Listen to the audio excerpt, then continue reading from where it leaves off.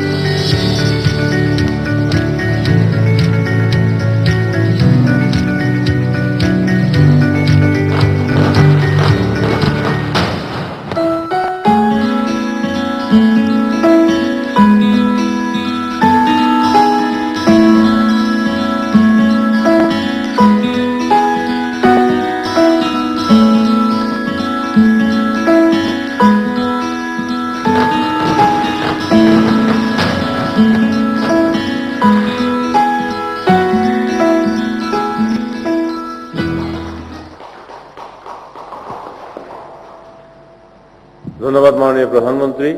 এবার প্রধান অতিথির বক্তব্য প্রদান করার জন্য গণপ্রজাতন্ত্রী বাংলাদেশ সরকারের মাননীয় প্রধানমন্ত্রী শেখ হাসিনাকে সবিনয় অনুরোধ জানাচ্ছি। সমবেত সুধীমণ্ডলী, মাননীয় প্রধানমন্ত্রী। বিসমিল্লাহির রহমানির রহিম। আজকের অনুষ্ঠানের সভাপতি এবং সহকর্মীবৃন্দ, আমন্ত্রিত অতিথিবৃন্দ, উপস্থিত সমবেত সুধীমণ্ডলী, আসসালামু আলাইকুম, শুভ সকাল। কিছুক্ষণ আগেই মুজিব বর্ষ উপলক্ষে ১০০টি বহুমুখী ঘূর্ণিঝড় আশ্রয় কেন্দ্র, ৩০টি বন্যা আশ্রয় কেন্দ্র, ৩০টি জেলা ত্রাণ গুদাম কাম দুর্যোগ ব্যবস্থাপনা তথ্য কেন্দ্র এবং ৫টি মুজিব কিল্লা উদ্বোধন এবং ৫০টি মুজিব কিল্লার ভিত্তিপ্রস্তর স্থাপন করা হলো। আমি বক্তব্যের শুরুতেই পরম শ্রদ্ধাভাবে স্মরণ করছি সর্বকালের সর্বশ্রেষ্ঠ বাঙালি জাতির পিতা বঙ্গবন্ধু শেখ মুজিবুর রহমানকে, যার নেতৃত্বে আমরা স্বাধীনতা অর্জন করেছি। আমি স্মরণ করি জাতির ত্রাণ নেতা এবং ৩০ লক্ষ শহীদ, ২ লক্ষ মা বোন, তাদেরকে ১৫ই আগস্ট জাতির পিতা বঙ্গবন্ধু শেখ মুজিবুর রহমান এবং আমার মা ভাইরা যারা ঘাতকের নির্মম বুলেট আঘাতে জীবন দিয়েছে, আমি তাদেরকে আজকের দিনে স্মরণ করছি। আজকে ২৩শে মে, এই দিনটি আমাদের জন্য আরো গুরুত্বপূর্ণ, কারণ ১৯৭৩ সালের এই দিনে বিশ্ব শান্তি পরিষদ জাতির পিতা বঙ্গবন্ধু শেখ মুজিবুর রহমানকে বিশ্ব শান্তি পুরস্কার জুলিও করিতে তিনি উপাধি দিয়েছিলেন এবং জুলিও করি এই শান্তির পুরস্কার এই দিনে জাতির পিতা পেয়েছিলেন। গণতন্ত্র প্রতিষ্ঠা করা এবং স্বাধীনতা ও শান্তি প্রতিষ্ঠার প্রতীক হিসেবেই বিশ্ব শান্তি পরিষদ জাতির পিতা বঙ্গবন্ধু শেখ মুজিবুর রহমানকে জুলিও করি শান্তি পুরস্কারে ভূষিত করেন। আজকে সেই দিনটিতেই আমরা জাতির পিতা বঙ্গবন্ধু শেখ মুজিবুর রহমান যে আদর্শ নিয়ে, যে স্বপ্ন নিয়ে বাংলাদেশের স্বাধীনতা অর্জন করেছিলেন, অনেক ত্যাগ প্রতীক্ষা করেছিলেন, সেই দিন আজকে এদেশে মানুষের কল্যাণে কিছু কাজের উদ্বোধন করতে পেরে সত্যি আমি খুব আনন্দিত। তিনি সবসময় শান্তি সর্বক্ষ ছিলেন এবং দেশের মানুষের ভাগ্য নিয়েই তিনি চিন্তা করতেন, আর সে কারণে তিনি তার নিজের জীবনটাকে সম্পূর্ণ উৎসর্গ করেছিলেন। বাংলাদেশের যে ভৌগোলিক অবস্থান, এই অবস্থানের কারণে প্রতিনিয়তই আমাদেরকে প্রাকৃতিক দুর্যোগের মুখোমুখি হতে হয়। 1970 সালের সেই প্রলয়ঙ্করী ঘূর্ণিঝড় ছিল জয়সীন আবির্ভাব। সেই প্রলয়ঙ্করী ঘূর্ণিঝড়ের সময় জাতিকে তখন নির্বাচনী প্রচারণায় ব্যস্ত ছিলেন। 7 ডিসেম্বর নির্বাচন হওয়ার কথা ছিল, জাতীয় নির্বাচন। পাকিস্তান আমাদের প্রথম একজন মানুষ একটি ভোট, সেই নির্বাচন হতে যাচ্ছিল। আওয়ামী লীগ একদিকে, অপরদিকে তখনকার মিলিটারি ডিক্টেটর আইয়ুব খানের নেতৃত্বে আরো 20টি রাজনৈতিক দল মিলে একটি জোট করা হয়েছিল। তো সেই নির্বাচনী প্রচারণার সময় যখন এই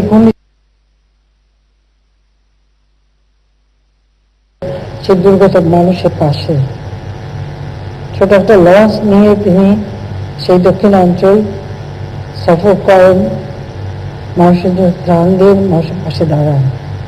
কারণ এই ঘূর্ণিঝড়ের কোনো আগাম বার্তা বাংলাদেশে তখন পৌঁছায়নি, বা তখনকার সরকার, তখন ইহাইয়া খান সরকার ছিল ক্ষমতায়, কারণ আইয়ুবের পতন হয়, এবার ইহাইয়া ক্ষমতা আসে, আর সেই সময় ইহাইয়া খান ক্ষমতায়। কাজে সে আর এক মিলিটারি ডিক্টেটর, কিন্তু সে এ ব্যাপারে কোনো তথ্য বা কোনো খবর, কোনো আগাম সতর্কবার্তা কিছুই দেওয়া হয়নি। দক্ষিণাঞ্চলের নদীতে লাশ ভাসত, একটা ভয়াবহ দৃশ্য ছিল। দিনের পর দিন সেই এলাকায় থেকে তিনি ত্রাণ কার্য চালান এবং আওয়ামী লীগের সকল নেতৃবৃন্দকে তার সঙ্গে সম্পৃক্ত করেন। ঠিক একই ধরনের আরেকটি ঘটনা ঘটেছিল 1991 সালে। আমি ঠিক জানি না সে কথাটা সবাই ভুলে যায় কেন। তখন একটি ঘূর্ণিঝড় হয়, আর ঠিক তার আগে 88 সালে হয়েছিল বন্যা। সে বন্যাটা খুব বেশি দিন স্থায়ী না হলেও সে বন্যাও ছিল খুব ভয়াবহ একটা বন্যা। তখন এক মিলিটারি ডিক্টেটর ক্ষমতায়। আর এর আগে আমাদের দেশে প্রায় প্রতি 10 বছর বা 7 বছর পর আমরা দেখি, অথবা 5 বছর পর একটা বড় দুর্যোগ আসে। তাছাড়া তো বন্যা, ঘূর্ণিঝড়, ঝড়, এটা প্রাকৃতিক নিয়মে প্রতিনিয়ত হচ্ছেই। কিন্তু 75-এ জাতির পিতা শাহাদাত বরণ করার পর থেকে যারা ক্ষমতা এসেছে তারা কিন্তু এদেশের মানুষকে নিয়ে ভাবেনি। কারণ 70-এর ওই ঘূর্ণিঝড়ের অবস্থাটা দেখে স্বাধীনতার পরপরই কিভাবে এই ঘূর্ণিঝড় বা প্রাকৃতিক দুর্যোগ মোকাবেলা করতে হবে, তখনকার দিনে যেন রেড ক্রিসেন্ট, অর্থাৎ তখন রেড ক্রস ছিল, পরবর্তী রেড ক্রিসেন্ট হয়, রেড ক্রিসেন্টের সহায়তায় তিনি সেই সময় ভলান্টিয়ার নিয়োগ দেওয়া। প্রথম যদি ওই সময় 45,000 ভলান্টিয়ার নিয়োগ দিয়ে তাদেরকে ট্রেনিং করানো, আগাম সিগন্যাল দেওয়া। কারণ তখনকার যুগে কিন্তু মোবাইল ফোনও ছিল না, কমিউনিটি রেডিও ছিল না, স্যাটেলাইটও ছিল না, কিছুই ছিল না। ওই ভলান্টিয়াররা মুখে চোঙা ফুঁকে ফুঁকে সাইকেলে করে পায়ে হেঁটে মানুষকে সতর্ক করত। কাজে সেই সময় কিন্তু সেই ব্যবস্থাটা জাতিপিতাই করেছিলেন, এবং কীভাবে দুর্যোগ মোকাবেলা করতে হবে, তৎক্ষণাৎ কী কী করতে হবে, সব কিছু কিন্তু তখনই তিনি প্রস্তুত করে দিয়ে যান।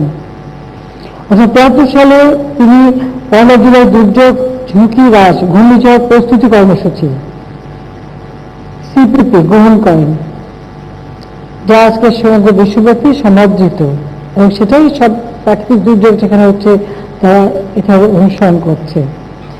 এবং ওই সময় যাতে শুধু মানুষ দুর্যোগে আক্রান্ত মানুষের না, সাথে সাথে পশু পাখি বা পালিত জীবজন্তু সেগুলিও যেন আশ্রয় পেতে পারে, তিনি ব্যাপকভাবে আশ্রয় কেন্দ্র নির্মাণ করা, এবং সেই সাথে সাথে যে মাটি উঁচু ঢিপি করে যাতে আমাদের পশু পাখি যেন আশ্রয় নিতে পারে সেই ব্যবস্থাটাও কিন্তু তিনি করা শুরু করেছিলেন, যেগুলি স্থানীয় লোকরা মুজিব কিল্লা নামে অভিহিত করত।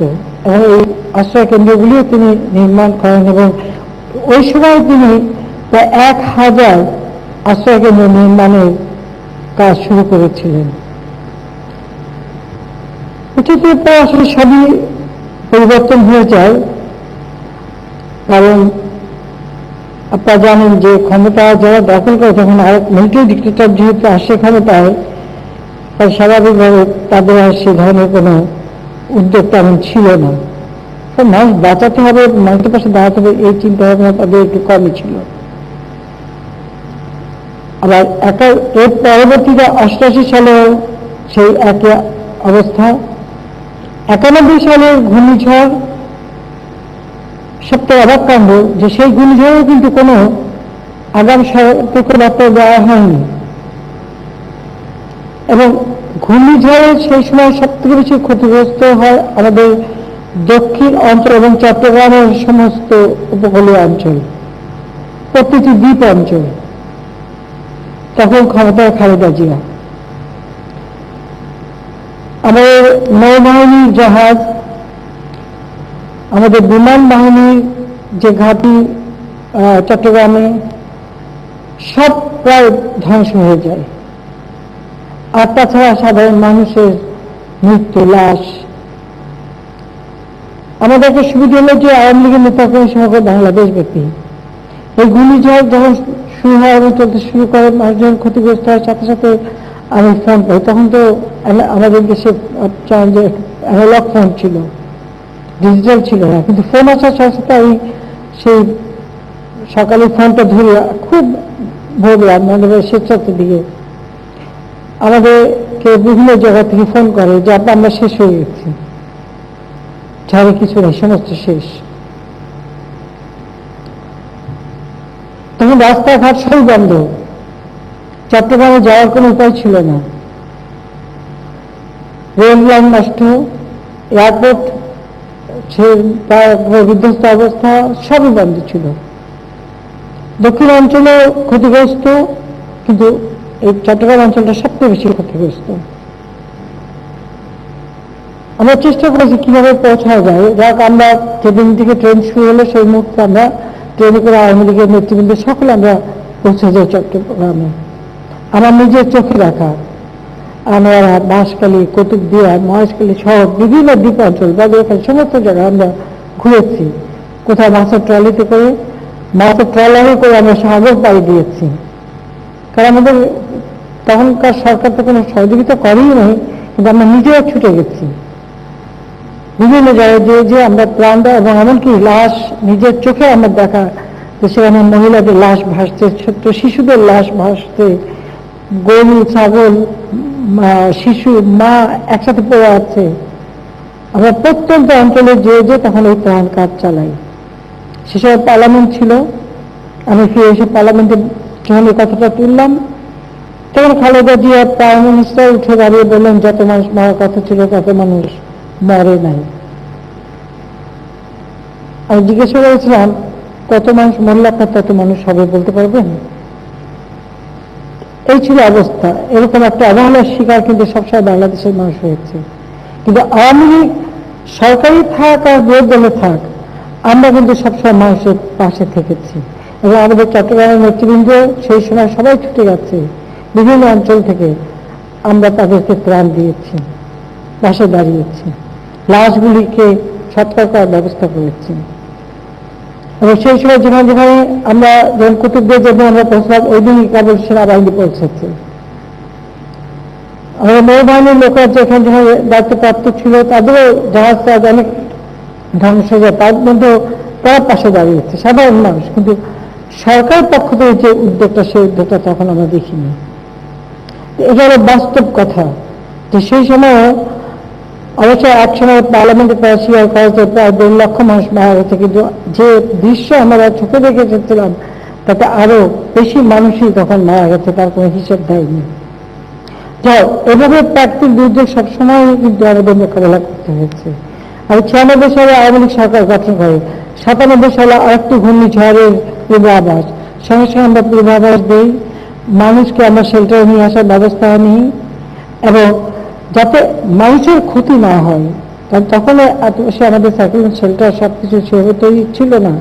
তারপরেও আমরা সেবার কিন্তু এই দুর্যোগ মোকাবেলায় সারা রাত জেগে আমরা কাজ করি। আমার সেসব বিদেশে যাওয়ার কথা ছিল, আমি সেটা ক্যান্সেল করে দিয়ে থেকে এই 97 সালে, এবং নিজে সেখানে বসে আমাদের এই যে দুর্যোগকালীন সময় কি কি সমস্যা হচ্ছে সেগুলোকে আবার আমরা এসওপিটা যাতে আবার সেই সময়কার উপযোগী সেভাবে আমরা তৈরি করি। তারপর থেকে আমাদের একটা সবসময় প্রচেষ্টা যে কিভাবে আমরা যে কোনো দুর্যোগ, এরা খালি প্রাকৃতিক দুর্যোগ বা ঘূর্ণিঝড় জলোচ্ছ্বাস সেটাই না, অগ্নিকাণ্ডের ফলে ক্ষতিগ্রস্ত হয়, ভূমিকম্প ক্ষতিগ্রস্ত হয়, কখনো বিল্ডিং ধসে পড়ে। আমরা সরকার আসার পর থেকে সব কিছু যেন আবার এই দুর্যোগ কিভাবে প্রশমন করা যায় এবং দুর্যোগ মোকাবেলা করা এবং দুর্যোগকালীন সময় মানুষের নিরাপত্তা দেওয়া, শুধু মানুষ পশু পাখি সকলেই নিরাপত্তার একটা ব্যবস্থা নেওয়া এবং সেই সাথে তাদের খাদ্য পানীয় ছোট বাচ্চাদের জন্য ব্যবস্থা, ওষুধের ব্যবস্থা, সেগুলো যাতে করা যায় আমরা সেই ব্যবস্থা নিই। যে সমস্ত সাইক্লোন সেন্টারগুলি করা হয়েছিল সেগুলি রাস্তা তৈরি করা থেকে শুরু করে সেগুলি সংস্কার করা এবং এর পরবর্তীতে আমরা যে এখন থেকে যে সমস্ত সাইক্লোন শেল্টার করছি সেগুলি বহুমুখী এবং সেই বহুমুখী সাইক্লোন শেল্টারে যে পানির ব্যবস্থা থাকা, টয়লেটের ব্যবস্থা থাকা, পাশাপাশি যা সারা বছর পরে থাকবে না, হাই স্কুল অথবা স্বাস্থ্যকেন্দ্র অথবা কোনো অফিস হিসেবে ব্যবহার হবে, কিন্তু দুর্যোগের সময় সেটা মানুষের শেল্টারের জন্য ব্যবহার হবে। সেইভাবে তার প্ল্যান ডিজাইন আমরা করে দিই এবং সেভাবে আমরা কাজ করি। আমাদেরকে মনে রাখতে হবে যে আমাদের সবসময় এখানে প্রাকৃতিক দুর্যোগ মোকাবেলা করতে হবে। আমি 96 সালে আসার পরে সমস্ত অ্যানালগ টেলিফোন আমরা ডিজিটাল টেলিফোনে রূপান্তর করি এবং মোবাইল টেলিফোন বেসরকারি খাতে উন্মুক্ত করে দিই। আজকে আমাদের সুযোগ হয়ে গেছে যে আজকে মোবাইল ফোনের মাধ্যমে কিন্তু সতর্কবাণী দেওয়া যেতে পারে এবং দেওয়া হচ্ছে। সেই সাথে কমিউনিটি রেডিও ব্যবস্থা করে দিয়েছি। বিভিন্ন এলাকায় কিন্তু কমিউনিটি রেডিও, তার মাধ্যমে এই দুর্যোগের ঘোষণা বারবার দেওয়া হয়। আর প্রাইভেট টেলিভিশন আমরা খুলে দিয়েছি, টেলিভিশন সমস্ত জায়গায় সেই তথ্য দিতে পারে। আমরা এভাবে ব্যবস্থা নিয়েছি। আর বর্তমানে যেমন ভূমিকম্প হলে বা অগ্নি নির্বাপকের জন্য যা যা দরকার, কারণ আমাদের দেশে কিন্তু অগ্নি নির্বাপকের কোনো ব্যবস্থা তেমন ছিলই না। বহুতল ভবনের নির্মাণের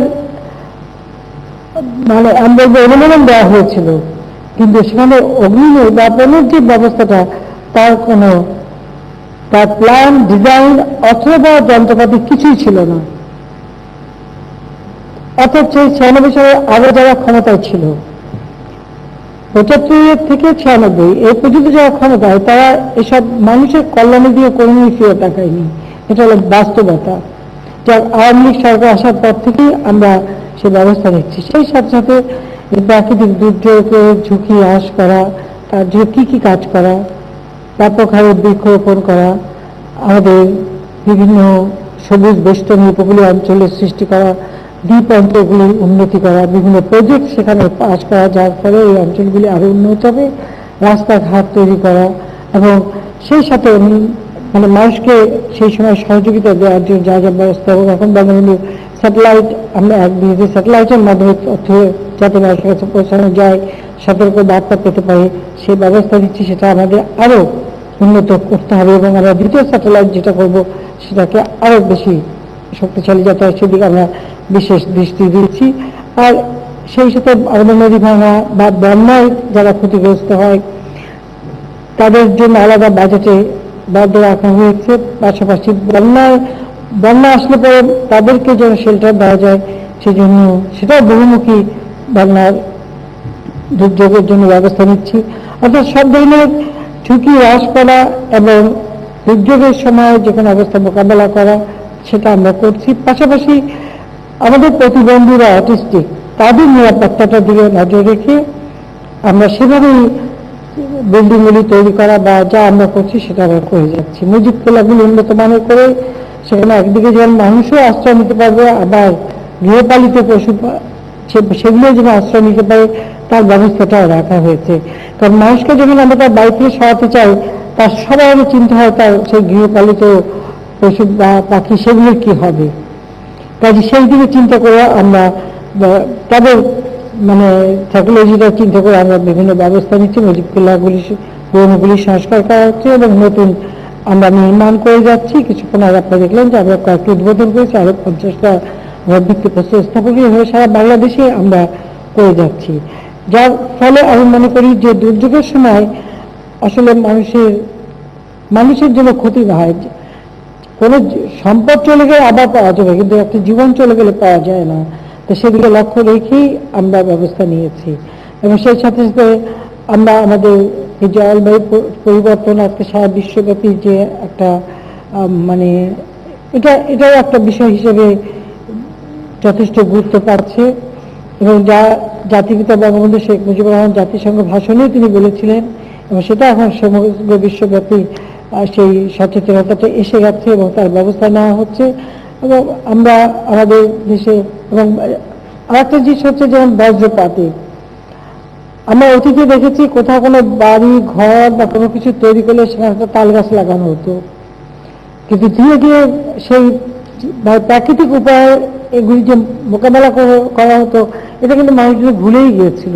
যাক, সেই সচেতনতাটা আসছে, তারপর আমরা এখন সেই বজ্রপাতে মানুষের মৃত্যু যাতে না হয় তার দিকে দৃষ্টি দেওয়া, অর্থাৎ আদিমের ব্যবস্থা কীভাবে হতে পারে সেটা দেখা, ঘূর্ণিঝড়, জলোচ্ছ্বাস, বন্যা, টর্নেডো, বজ্রপাত বা ভূমিধস অথবা ভূমিকম্প, অগ্নিকাণ্ড, সব কিছুতেই মানুষকে রক্ষা করা, সুরক্ষিত রাখার জন্য যা যা করণীয় সেই ব্যবস্থাগুলি আমরা করে যাচ্ছি। আমরা ইতিমধ্যে একটা দীর্ঘমেয়াদী পরিকল্পনা, যেমন 2021 থেকে 2025 জাতীয় দুর্যোগ ব্যবস্থাপনা পরিকল্পনা, সেটা প্রণয়ন করা হয়েছে। তাছাড়া বাংলাদেশ একটা বদ্বীপ, এই বদ্বীপ অঞ্চলটাকে সুরক্ষিত করে, যেহেতু আমাদের জনসংখ্যা বেশি, ভৌগোলিক সীমানা খুব কম, সেখানে আমাদের মানুষের জীবনযাত্রা যাতে সুরক্ষিত হয় সেদিকে লক্ষ্য রেখে, এবং শুধু আজকের জন্য না, আগামী প্রজন্মের জন্য বা 100 বছরের একটা পরিকল্পনা, অর্থাৎ 2100 সালে বাংলাদেশ কেমন হবে, কিভাবে নিরাপদ হবে, মানুষের জীবনযাত্রা কিভাবে উন্নত হবে, সেদিকে লক্ষ্য রেখে আমরা প্রেক্ষিত পরিকল্পনা বা ডেল্টা প্ল্যান আমরা তৈরি করেছি। এই ডেল্টা প্ল্যান আমরা এই কারণে নিয়েছি যে আমাদের নদীমাতৃক দেশ এবং প্রাকৃতিক দুর্যোগে ঝুঁকিপূর্ণ দেশ, কিন্তু এবং একটা বদ্বীপ, সেই বদ্বীপটাকে সুরক্ষিত করা এবং বদ্বীপ অঞ্চলের আমাদের মানুষগুলি যাতে সুন্দরভাবে বাঁচতে পারে, নিরাপদে বাঁচতে পারে, সেদিকে লক্ষ্য রেখেই এই পরিকল্পনাটা আমরা হাতে নিয়েছি। আর সার্বিক অর্থনৈতিক উন্নয়নের জন্য আমরা সেই 2009 যখন সরকার গঠন করি তখন থেকে প্রথমবার আমরা প্রেক্ষিত পরিকল্পনা প্রণয়ন করি, দ্বিতীয় দফা করি, এবং আমরা এখন যেমন 2021 সাল পর্যন্ত আমাদের লক্ষ্য ছিল যে বাংলাদেশকে আমরা মধ্যমায়ের দেশকে উন্নীত করব। আল্লাহ রহমতে আজকে আমরা উন্নয়নশীল দেশ হিসেবে উন্নীত হয়েছি। 3.5 বছরের মধ্যে জাতির পিতা একটা যুদ্ধ বিধ্বস্ত দেশকে স্বল্পোন্নত দেশে উন্নীত করে রেখে গিয়েছিলেন। এরপর যারা এসছে তারা তো ঘুমিয়েই কাটাচ্ছিল, কিন্তু নিজেদের সম্পদ বাড়াতেই ব্যস্ত ছিল, দেশের মানুষের সম্পূর্ণ অবহেলা করেছে। কিন্তু আওয়ামী লীগ মানুষের জন্য রাজনীতি করে, কাজে সে আওয়ামী লীগ যখনই ক্ষমতা এসেছে মানুষের কল্যাণেই কাজ করেছে। আজকে আমরা সেই 12 বছর ক্ষমতায়, এর মধ্যে বাংলাদেশকে আমরা উন্নয়নশীল দেশ, অর্থাৎ যে কথাটা 2008 নির্বাচনী ইশতেহারে ঘোষণা দিয়েছিলাম, রূপকল্পে 2021 আমরা ঘোষণা দিয়েছিলাম, আমরা তা বাস্তবায়ন করে বাংলাদেশকে এখন উন্নয়নশীল দেশ হিসেবে আমরা প্রতিষ্ঠা করতে সক্ষম হয়েছি। শিক্ষা, দীক্ষা, স্বাস্থ্য ব্যবস্থা, অবকাঠামো উন্নয়ন, ঘরে ঘরে বিদ্যুৎ পৌঁছে দেওয়া এবং ভূমিহীনদের মাঝে খাস জমি এবং ঘর তৈরি করে দিয়ে একটি মানুষ গৃহহারা থাকবে না, যেটা জাতির পিতার স্বপ্ন ছিল, যে আদর্শ ছিল, আমরা সেটাই বাস্তবায়নের পথে এখন এগিয়ে যাচ্ছি এবং করে যাচ্ছি। কাজে বাংলাদেশে কোনো মানুষ গৃহহারা থাকবে না। 96 সালে যখন এসেছিলাম বলেছিলাম আমি কোনো কুড়ে ঘর থাকবে না, একটা টিনের ঘর দিলেও দিয়েছিলাম। আর এখন আমরা সেমি পাকা ঘর বা বন্যা অথবা দুর্যোগ মোকাবেলা সহনশীল ঘর আমরা তৈরি করে মানুষের জন্য দিচ্ছি, যাতে একটা জায়গা পেলে একটা মানুষের জীবনযাত্রা বদলে যায়, সেই ব্যবস্থাটা আমরা নিয়েছি। কারণ আমাদেরকে মনে রাখতে হবে এটা বদ্বীপ, ভৌগোলিক অবস্থানের কারণে প্রতিনিয়ত প্রাকৃতিক দুর্যোগ মোকাবেলা করতে হবে। আর তাছাড়া বাংলাদেশে মাঝে মাঝে মনুষ্য সৃষ্ট দুর্যোগও আসে, তো সবই মোকাবেলা করে আমাদের এগিয়ে যেতে হবে। আমরা এগিয়ে যাচ্ছি এবং আমরা এগিয়ে যাব, কারণ জাতির পিতা তার ঐতিহাসিক 7 মার্চের ভাষণে বলেছিলেন যে কেউ দাবা রাখতে পারবে না, তো বাঙালিকে কেউ দাবা রাখতে পারবে না, এটা আমরা বিশ্বাস করি। সঠিক দিক নির্দেশনা, সুনির্দিষ্ট লক্ষ্য, আদর্শ নিয়ে চললে অবশ্যই বাংলাদেশের মানুষকে কেউ কখনো দাবি রাখতে পারবে না, এটা আমরা বিশ্বাস করি এবং আমরা সেভাবেই আমরা দেশকে গড়ে তোলার জন্য বিভিন্ন পদক্ষেপ নিয়ে এগিয়ে যাচ্ছি। ইতিমধ্যে আমরা দুর্যোগ ঝুঁকি আসে গত কয়েক বছরে সারা দেশে 230টি বন্যা আশ্রয় কেন্দ্র, 320টি ঘূর্ণিঝড় আশ্রয় কেন্দ্র নির্মাণ করে দিয়েছি। তাছাড়া 16টা জেলায় 83টি উপজেলায় 220টি ঘূর্ণিঝড় আশ্রয় কেন্দ্র এবং 247টি উপজেলায় 423টি বন্যা আশ্রয় কেন্দ্র নির্মাণের কাজ চলমান আছে। 64টি জেলায় আমরা 66 জেলা ত্রাণ গুদাম কাম দুর্যোগ ব্যবস্থাপনা তথ্য কেন্দ্র স্থাপন করা হয়েছে।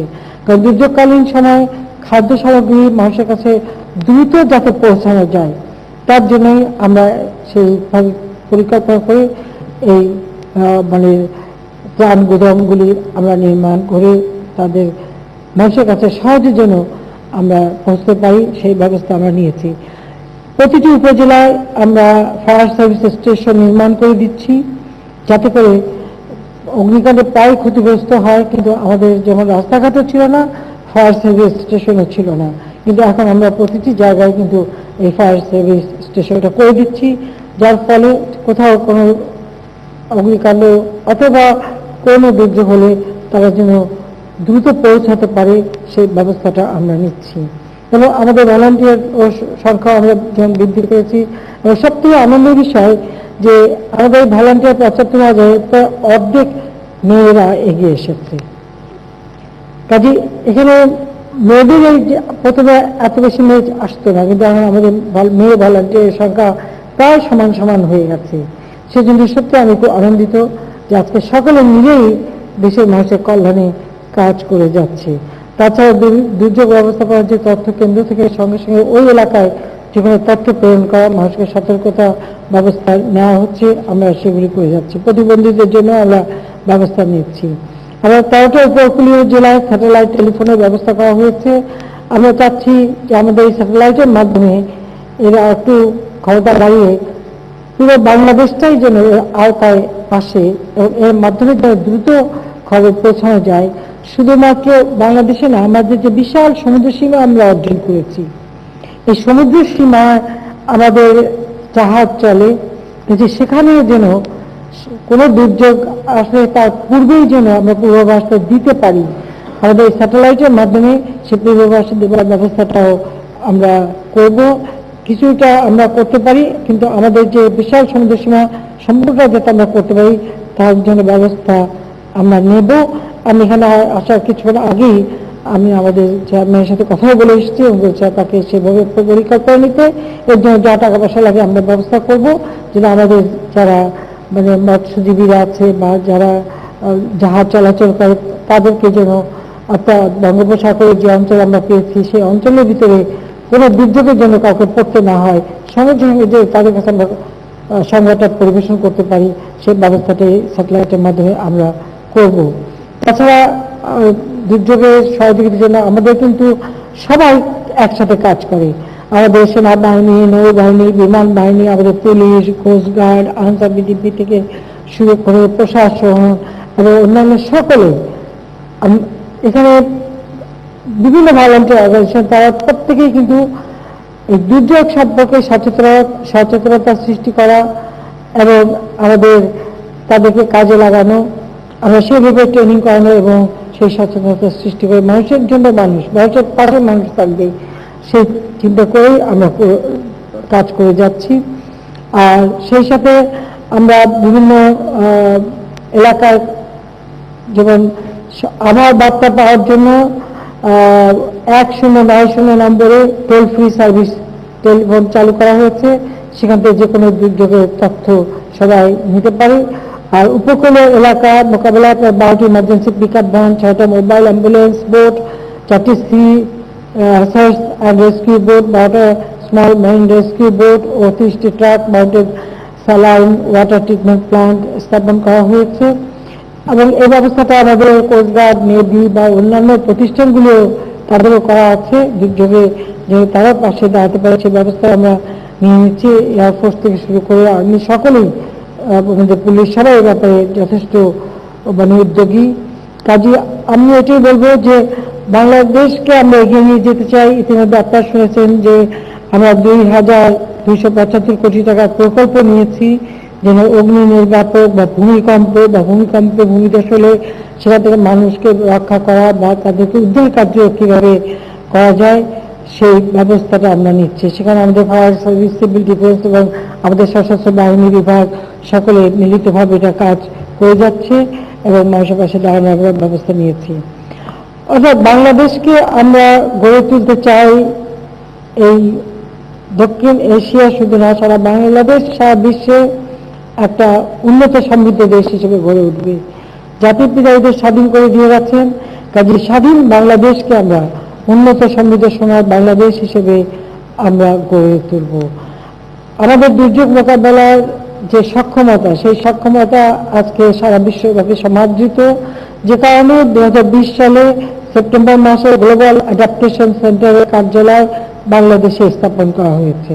কারণ তারা দেখেছেন যে বিশ্বের সব থেকে বেশি দুর্যোগ মোকাবেলায় আমাদের এত ঝুঁকি থাকা সত্ত্বেও একটা ছোট্ট ভৌগোলিক সীমারেখায় বিশাল জনগোষ্ঠী নিয়েও প্রতিনিয়ত প্রাকৃতিক দুর্যোগ মোকাবেলা করেও আমরা মানুষের জীবনে নিরাপত্তা দিতে পারছি।